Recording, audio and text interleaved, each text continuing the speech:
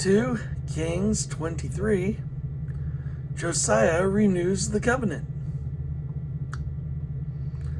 Then the king called together all the elders of Judah and Jerusalem. He went up to the temple of the Lord with the people of Judah, the inhabitants of Jerusalem, the priests and the prophets, all the people from the least to the greatest. He read in their hearing all the words from the book of the covenant, which had been found in the temple of the Lord. The king stood by the pillar and renewed the covenant in the presence of the Lord, to follow the Lord and keep his commands, statutes, and decrees with all his heart. To follow the Lord and keep his commands, statutes, and decrees with all his heart and all his soul, thus confirming the words of the covenant written in this book. Then all the people pledged themselves to the covenant. The king ordered Hilkiah the high priest, the priest next in rank, and the doorkeepers to remove from the temple of the Lord all the articles made for Baal and Asherah and all the starry hosts. He burned them outside Jerusalem in the fields of the Kidron Valley and took the ashes to Bethel. He did away with the idolatrous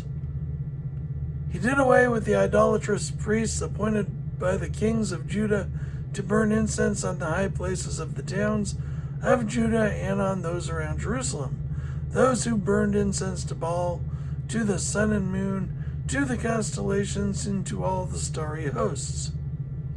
He took the Asherah pole from the temple of the Lord to the Kidron Valley outside Jerusalem and burned it there. He ground it to powder and scattered the dust over the graves of the common people. He also tore down the quarters of the male shrine prostitutes that were in the temple of the Lord. The quarters where women did weaving for Asherah. He also tore down the quarters of the male shrine prostitutes that were in the temple of the Lord, the quarters where women did weaving for Asherah. So it's the same place. Josiah brought all the priests from the towns of Judah and desecrated the high places from Geba to Beersheba, where the priests had burned incense. He broke down the gateway at the entrance of the gate of Joshua, the city governor, which was on the left of the city gate. Although the priests of the high places did not serve at the altar of the Lord in Jerusalem, they ate unleavened bread with their fellow priests. He desecrated Topheth, which was in the valley of Ben-Hinnom, so no one could use it to sacrifice their son or daughter in the fire to Molech. He removed from the entrance to the temple of the Lord the horses that the kings of Judah had dedicated to the sun. They were in the court near the room of an official named Nathan-Melech. Josiah then burned the chariots dedicated to the sun. He pulled down the altars the kings of Judah had erected on the roof near the upper room of Ahaz, and the altars Manasseh had built in the two courts of the temple of the Lord. He removed them from there, smashed them to pieces, and threw the rubble into the Kidron Valley. The king also desecrated the high places that were east of Jerusalem on the south of the hill of corruption, the one Solomon king of Israel had built for Ashtoreth, the vile goddess of the Sidonians, for Chemosh, the vile god of Moab, and for Molech, the detestable god of the people of Ammon. Josiah smashed the sacred stones and cut down the Asherah poles and covered the sites with human bones. Even the altar at Bethel, the high place made by Jeroboam, son of Nebat, who had caused Israel to sin, even that altar and high place he demolished. He burned the high place and ground it to powder, and burned the Asherah pole also. Then Josiah looked around, and when he saw the tombs that were there on the hillside, he had the bones removed from them and burned on the altar to defile it, in accordance with the word of the Lord proclaimed by the man of God who foretold these things. The king asked, "What is that tombstone I see?" The people of the city said, "It marks the tomb of the man of God who came from Judah and pronounced against the altar of Bethel the very things you have done to it." "Leave it alone," he said. "Don't let anyone disturb his bones." So they spared his bones and those of the prophet who had come from Samaria. Just as he had done at Bethel, Josiah removed all the shrines at the high places that the kings of Israel had built in the towns of Samaria and that had aroused the Lord's anger. Josiah slaughtered all the priests of those high places on the altars and burned human bones on them. Then he went back to Jerusalem. The king gave this order to all the people: "Celebrate the Passover to the Lord your God, as it is written in the book of the covenant.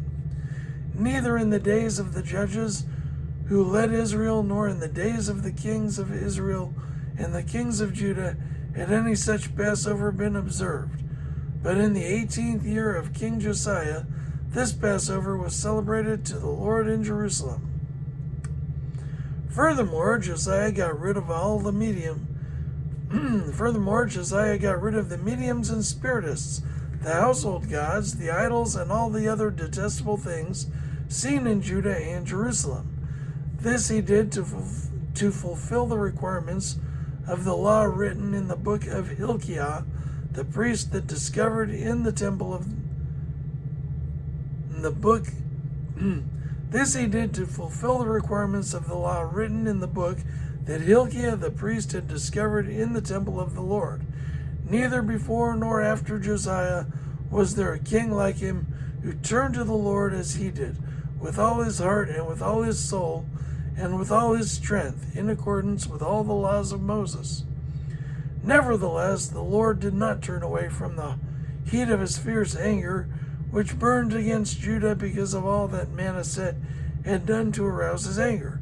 So the Lord said, "I will remove Judah also from my presence as I removed Israel.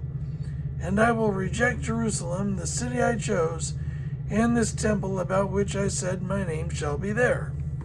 As for the other events of Josiah's reign, and all he did, are they not written in the book of the annals of the kings of Judah? While Josiah was king, Pharaoh Necho,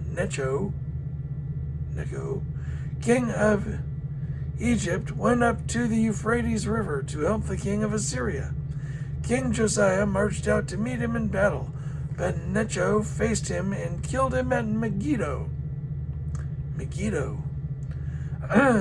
Josiah's servants brought his body in a chariot from Megiddo to Jerusalem and buried him in his own tomb. And the people of the land took Jehoahaz, son of Josiah,